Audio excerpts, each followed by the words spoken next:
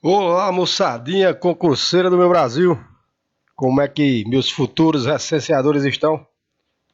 Eu espero e desejo que todos estejam bem, curtindo muito, aproveitando bastante os vídeos aqui de conhecimentos técnicos. E agora nós vamos para a parte 3.3 do tópico 3, o recenseador. Dividimos esse tópico em 4 vídeos para não ficar muito puxado, muito cansativo. E vamos embora sem demora, porque o que importa para nós é o que interessa. Então vamos lá, minha gente. Cálculo da remuneração do recenseador.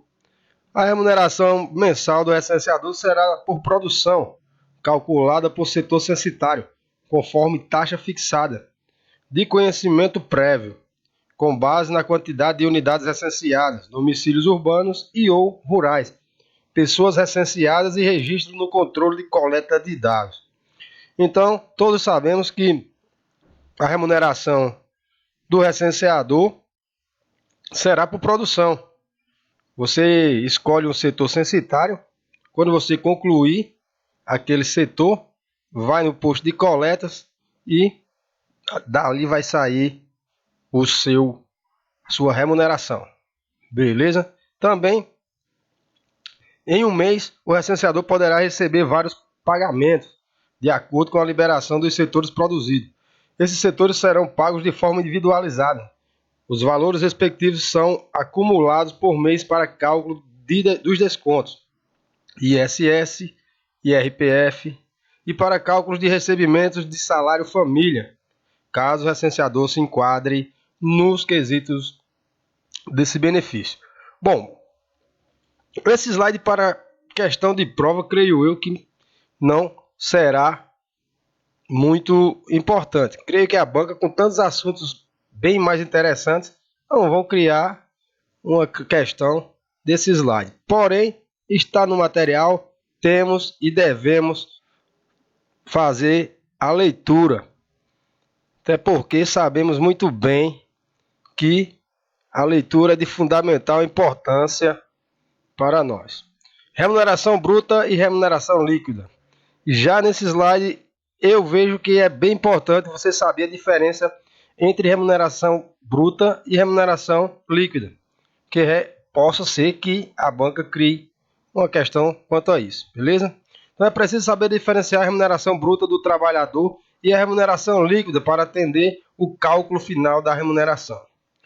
Os descontos mais comuns que costumam ocorrer da remuneração bruta para a remuneração líquida são INSS, de acordo com a alíquota definida pela Previdência Social, vigente no mês, IRPF, para aqueles cuja base de cálculo sofra retenção de impostos, conforme tabela de IRPF vigentes em cada mês.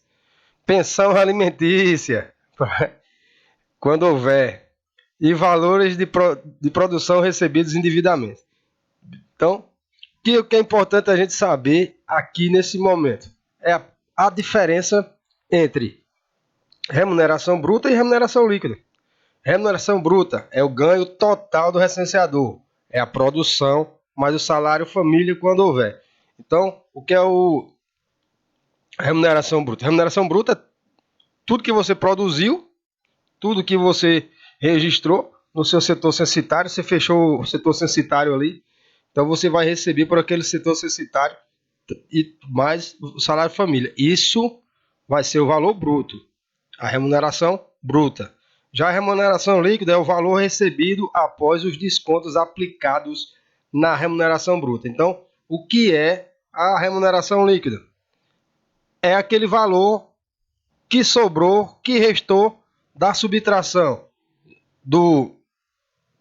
da remuneração bruta subtraída dos descontos. Então, o que sobrar é a remuneração líquida. Então, o que é importante é só a gente saber a diferença desses dois. Olha aí, importante. Remuneração bruta, o valor total, e você vai subtrair pelo INSS, IRPF, pensão alimentícia, caso tenha, né?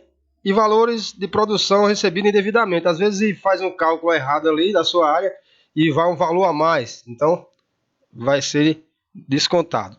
Então, O que sobrar é a remuneração líquida. Então é facinho de distinguir esses dois conceitos. Creio que nenhum de vocês irão se perder quanto a isso. Remuneração por rescisão. Quando o contrato terminar, o recenseador terá direito a receber a pagamentos da rescisão, que corresponde à soma dos valores do 13º salário e de férias indenizadas. Devido ao fato de o recenseador não possuir um salário fixo, utiliza-se com base a remuneração média mensal, calculada da seguinte forma. Então, remuneração média mensal é aquela remuneração que o recenseador obteve em um mês, vai ser a soma dessas remunerações dividida pelo número de dias do contrato, multiplicado por 30. Então, vocês aí vão receber o 13º salário proporcional aos dias que vocês receberam, trabalharam. A partir dessa remuneração média mensal, são calculados os seguintes valores: 13º salário, né? Gratificação natalina proporcional aos meses de trabalho, observada a regra de que a fração igual ou superior a 15 dias será considerada como um mês integral.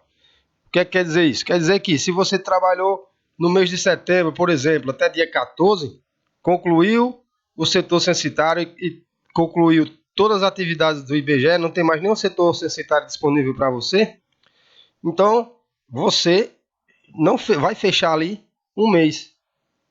Agora, se for do dia 15 até o final do mês, equivale a um mês integral, a um mês completo. Beleza? Férias indenizadas. Indenização relativa ao período incompleto de férias, na proporção de 1/12 por mês de efetivo exercício, ou fração superior a 14 dias, acrescido do adicional de 1/3 de remuneração de férias. Temos que ler esse material, mas creio que não será cobrado em prova. Milhares de licenciadores do IBGE em todo o Brasil vão às ruas em busca de informações de qualidade para a coleta do Censo Demográfico 2022. Nesse processo, interagem com diferentes públicos, cada qual com suas características e peculiaridades. Face a essa diversidade, é natural que os moradores recebam os recenseadores de maneiras distintas, ora com receptividade, ora com desconfiança e resistência. Então está começando a ficar uma coisinha mais legal, porque até agora não foi nada de importante para nós. Mas, como costumo dizer, é importante que a gente faça as leituras, beleza?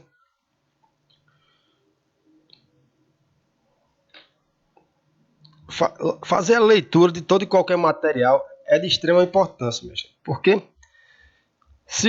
como é que você vai saber se uma coisa ali é interessante, é importante ou não para você, se você não faz a leitura? Então, tem que fazer a leitura e marcando o que é interessante, é importante, você marca. Não é, aí você deixa de lado. O tratamento cortês, respeitoso e seguro com o informante é fundamental para estabelecer uma relação de confiança e cooperação. Além disso, é importante que o recenseador apresente uma postura de trabalho adequada e use sempre o crachá de identificação. Então, aqui já uma parte importante. Você vai ter que usar sempre. Marquem aí, sempre temos que usar o crachá de identificação. Já vou aqui adiantando para vocês que os instrumentos de identificação do recenseador são 3. O crachá, que é de fundamental importância, o boné e o colete. Nós vamos olhar bem detalhadamente um pouquinho aqui na frente, mas já vou antecipando isso para vocês. No crachá do recenseador, a gente pode encontrar o quê? A foto do recenseador, o QR Code para confirmar os dados do recenseador diretamente do site do IBGE e os dados do recenseador.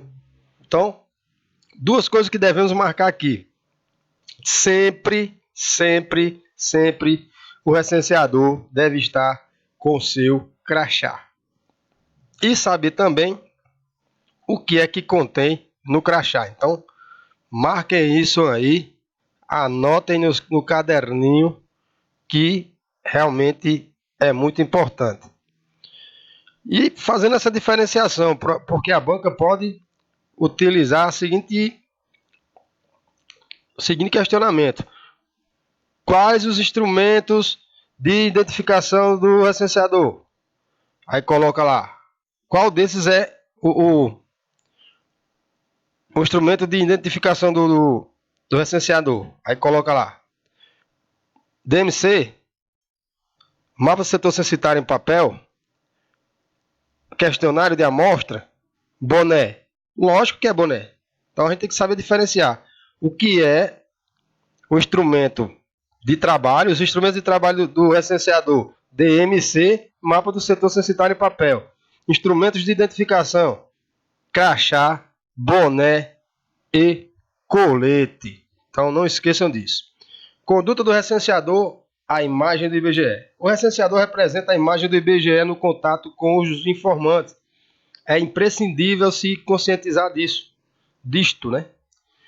Como o censo é a operação em que o IBGE percorre todo o país, a interação de cada recenseador com cada informante é fundamental para reforçar a confiança e a credibilidade da população em suas pesquisas. Então, vamos dando continuidade aqui. E agora vamos ter que observar bem mais, marcar, anotar, riscar, fazer qualquer coisa nesse slidezinho aqui, porque aqui é questão de prova, minha gente.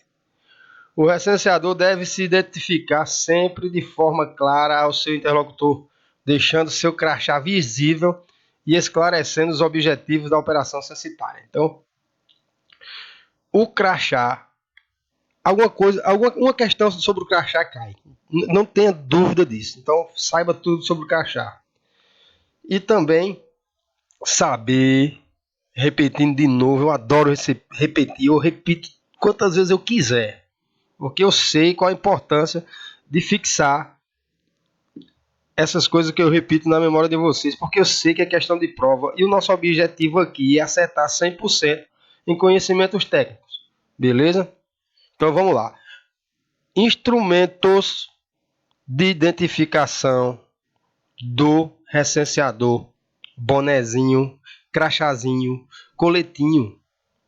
Então, esses 3 instrumentos são os principais instrumentos de identificação do recenseador. Não esqueça nunca, jamais disso.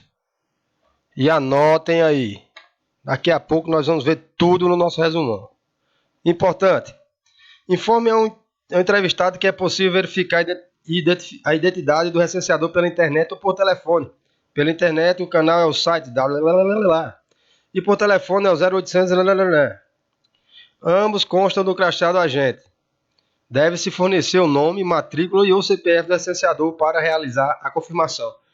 Creio que não vai cair uma questão de prova perguntando qual o número para ligar para o IBGE. Pelo amor de Deus, 0800 721 8181.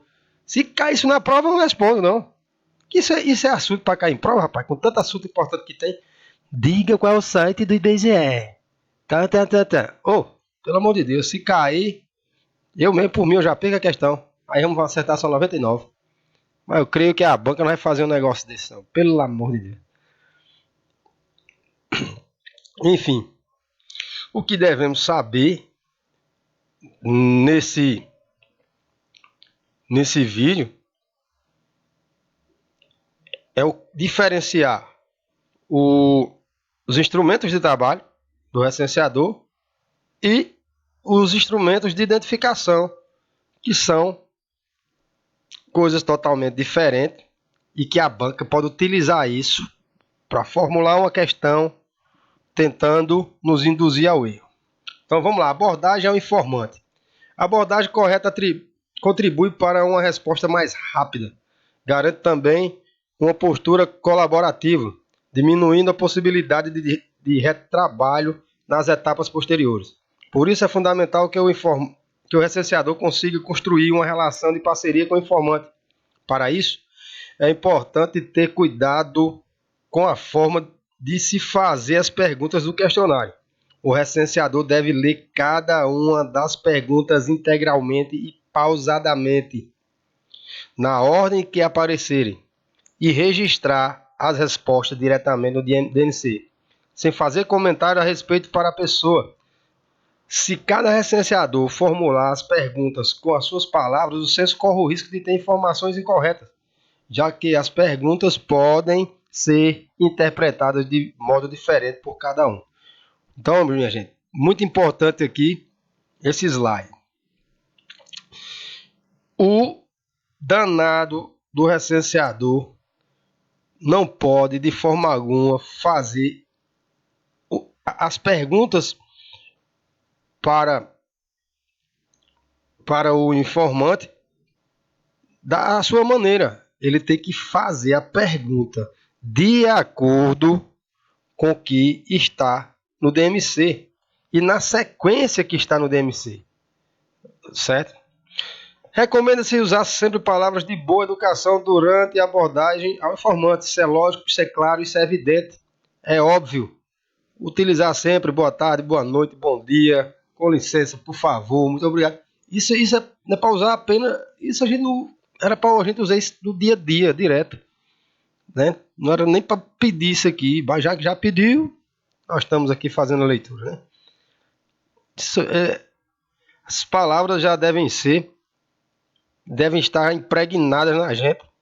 A gente tem que estar utilizando elas em todos os momentos de nossas vidas. Vamos partindo aqui, já vamos começando, já marquei antecipadamente.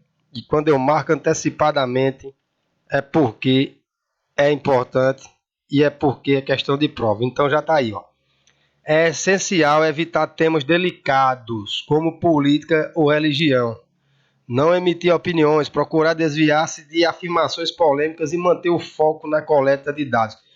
Então, meu camarada, você que é de partido X e você que é de partido Y, quando tiver recenseando aí pelo IBGE, não entre em temas desse cunho, temas políticos e muito menos temas religiosos, porque isso aí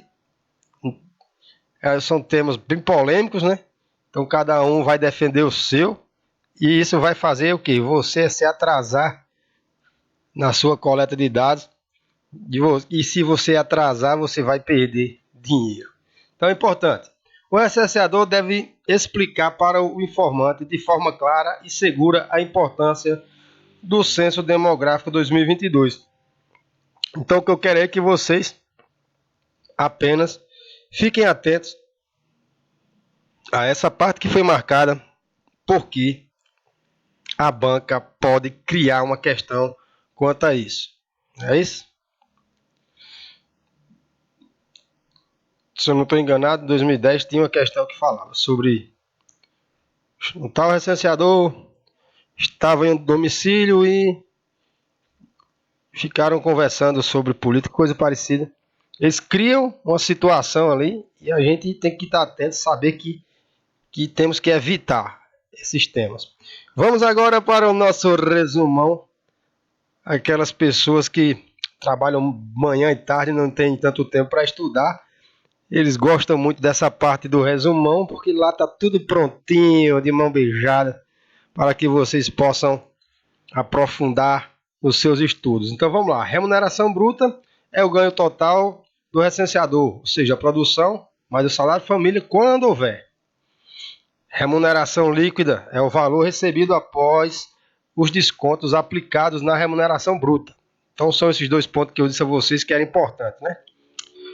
Os descontos aplicados na remuneração bruta são, pronto, para a gente saber fazer o cálculo, a gente tem que saber quais são os descontos. Descontos são INSS, IRPF, pensão alimentícia, aqueles menininhos aí que pagam pensão, já vem descontado. E, por fim, algum valor que foi pago indevidamente da produção. Beleza? Isso sempre, às vezes, acontece. Vamos continuando aqui no nosso resumão. Pausem o vídeo, façam essas anotações e façam as leituras diárias. Façam as suas revisões, todo o material de conhecimentos técnicos feito, esse resumão que a gente tem aqui, você não leva 3 horas para fazer a revisão. Então, minha gente, você pode colocar 1 hora por dia para fazer a revisão quando acordar, que você, a cada 3 dias, vai estar vendo tudo novamente. Então, remuneração média mensal é a soma das remunerações dividido pelo número de dias do contrato, multiplicado por 30. Creio que essa parte seria bem mais fácil ser cobrada em alguma situação em matemática, não aqui em conhecimentos técnicos. Os instrumentos de identificação do recenseador são crachá, boné e o colete. Esse ponto 5 é questão de prova, meu. Aí é certo. O recenseador nunca deve ir para o setor censitário sem estar com seu crachá de identificação. Gravem isso na cabeça de vocês. Ah, esqueci meu crachá em casa, não vou voltar mais não. Tem que voltar. Tem que voltar, tem que ir buscar o crachá, porque sem o crachá você não vai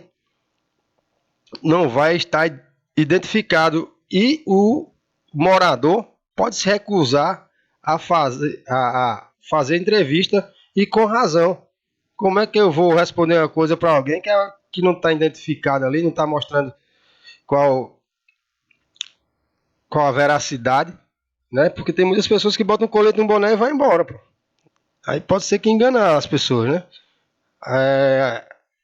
Assaltantes também aproveitam esse período do IBGE para se caracterizar de recenseador para estar passando nas casas e estar fazendo ali assaltos. Então as pessoas elas ficam assustadas e com razão, né, para saber se realmente aquela pessoa é credenciada, se aquela pessoa faz parte do IBGE. Então, tem que andar com crachá de identificação sempre, sempre. E também isso aí pode ser questão de prova. Na verdade, crachá sempre cai em prova.